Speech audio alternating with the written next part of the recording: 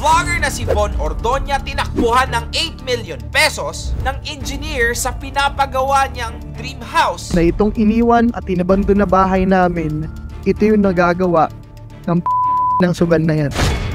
Lahat ng mga butas na to, hindi pa nalalagyan ng semento yan. Tapos sasabihin na malapit na yung 30%. Hindi pa pala tapos ang 30% progress sa pinangako. Hindi nga rin nila ito nabantay na maayos dahil si Von ay busy at dahil si Carlene ay nagbubuntis at malapit ng mga anak. 8 million pesos yung ginastos natin para sa 20% progress ng bahay na to. Pero yung costing na nakikita ko right now, parang wala pang 2 milyon ata. Down payment lang yon. So, usually, kapag contractor ka dito sa Pilipinas, ang sinisingil mo talaga for site mobilization or yung first payment is 30%. Mga bang 30% to? You won't believe na ang dahilan daw ng engineer ay nalulong sa sugal. Nasa iyo pa ba ang budget na ibinigay namin? Totoo ba? Nasaan napunta? Dapat sa ganyan, di muna talaga binabayaran ng buo yung amount hanggat di pa tapos yung project. Grabe naman yung engineer na nakuha nyo. Na this year magkakaroon kayo ng sarili nyong bahay na wala pa. Bakit?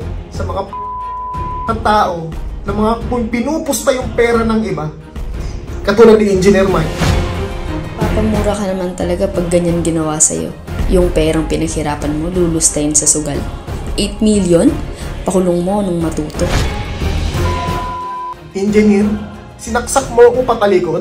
Pinagkatiwalaan kita, naniwala ko na tunay kang tao ka. Kaya pasensya ka na, pre. Engineer, ipagsisigawan ko sa buong mundo na huwag niyong tularan yung tao na yan.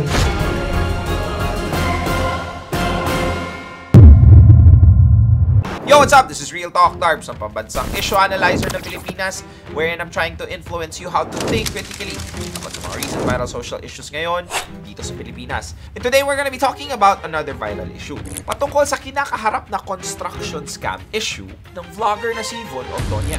Biglang lumabas tong balita sa lahat ng mga kliyente nitong ML Builders ng construction company na bigla na lang siyang nawala. Totoo bang tumakbo ang engineer ng dream house nila? Ganun yung pinaramdam mo sa amin, bigla ka nawala eh. Kaya nag-glitch ka, nag-deactivate ka. Or may nangyaring hindi maganda dito? Ano kaya ang rason bakit biglang nawala ang isang taong meron namang pangalan at propesyon? Groundbreaking na tayo today.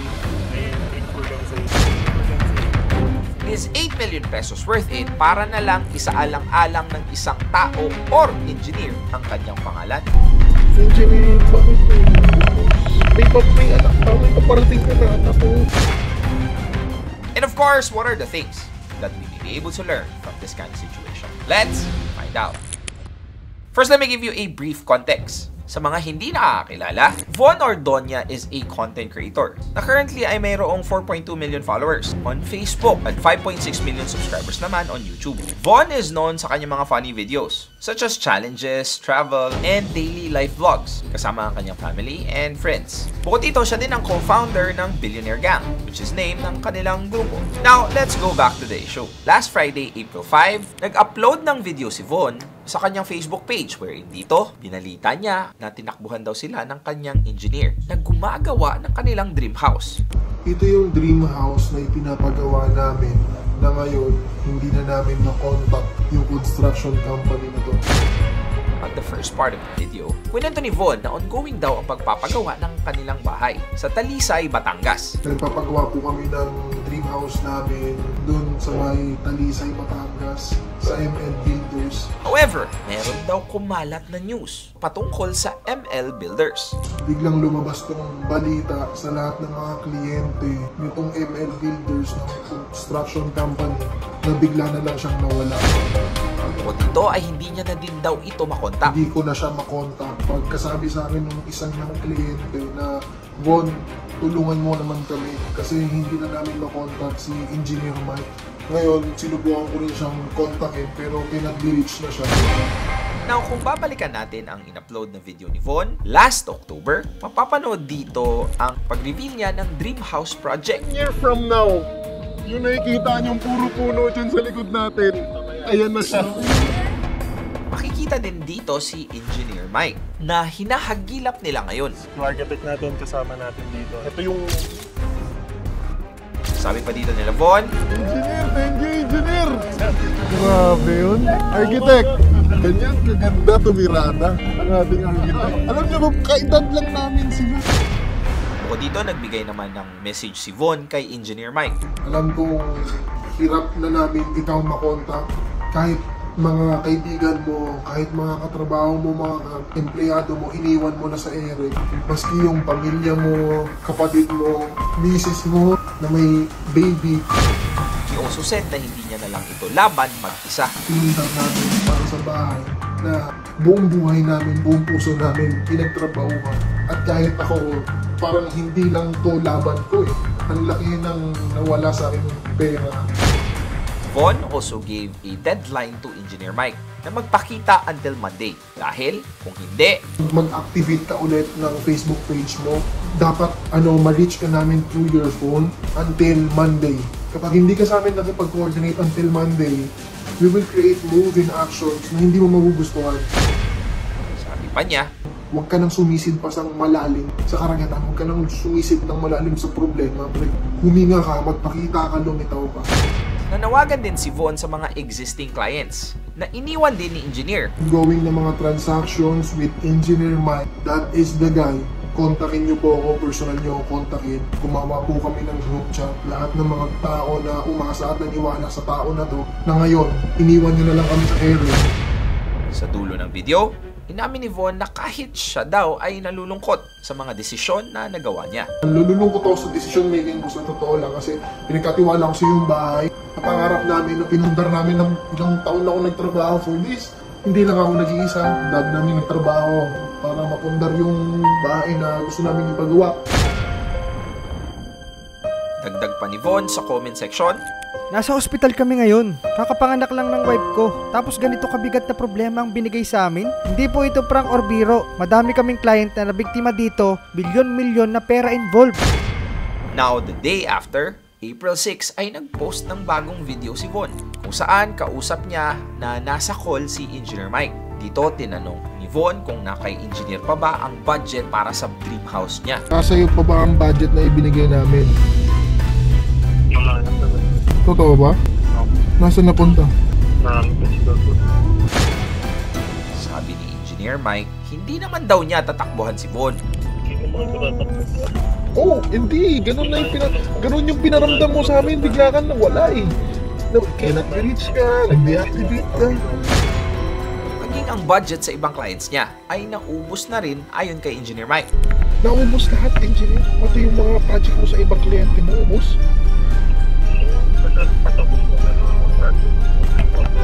Patapos na pero wala nang budget, di ba? Bukod dito, pinayuhan naman ni Von si Engineer na magdasal na lang daw. Engineer, mag-pray ka sa taas ha. Mag-pray ka sa taas, gumawa siya ng magic sa buhay mo. After their call, makikita sa mukha ni Von ang disappointment. Knowing lahat ng pinaghirapan at pinagpaguran niya, ng ilang taon ay nawala na lang na parang bula.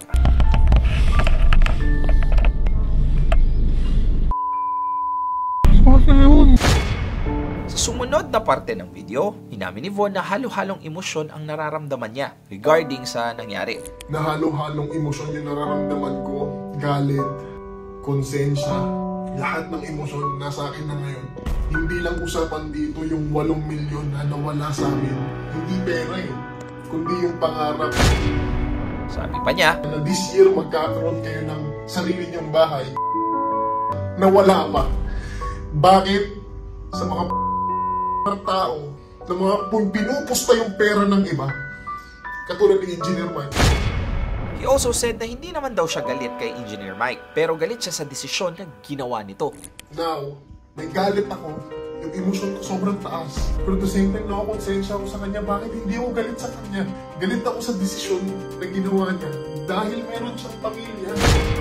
Von emphasized na dahil lang sa sugal na nakasira si Engineer Mike ng pangarap.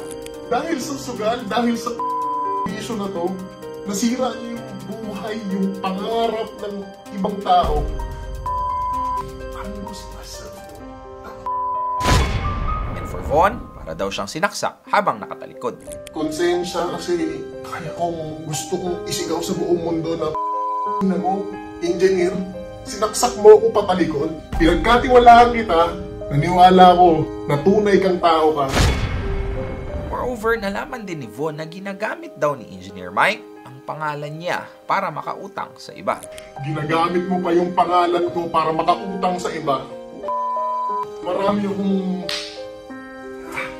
mga messages, mga conversation na nagme-message sa akin ngayon na ginamit mo yung pangalan ko.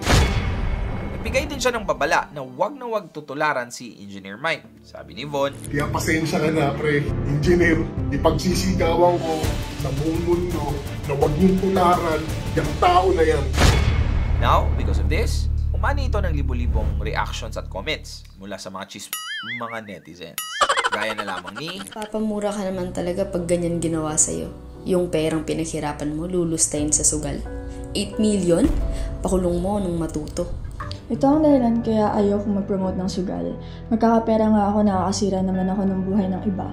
Hindi bali na lang magsugal na lang ako kahit mahirap.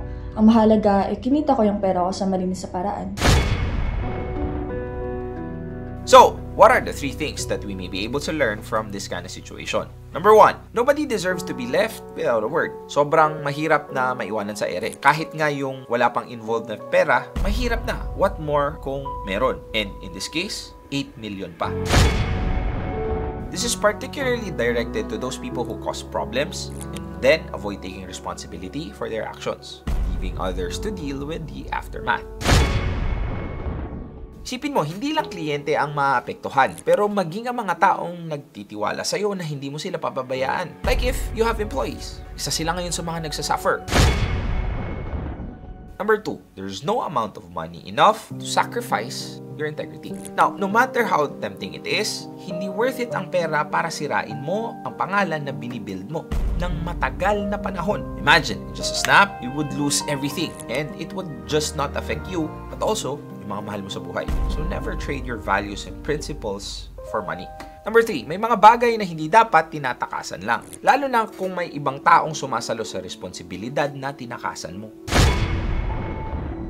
Just imagine how hard it must be for them to take all the shots and the blame. At walang bagay na nasusolusyonan sa pagtakbo or sa pagtakas. There are a lot of times that the only way is to get through it. Show up. It might be half the battle, but at least you're willing to resolve the problem. Real talk. While we don't have any news with what happened to Engineer, sana wag din muna tayong magbitiw ng salita na baka pagsisihan lang din sa huli. But I hope he is aware of what he has done at kung gaano kalaking issue ito para sa mga taong nagtiwala sa kanya. To those who are in this kind of situation, I hope you will find healing, comfort, and justice over this traumatic event.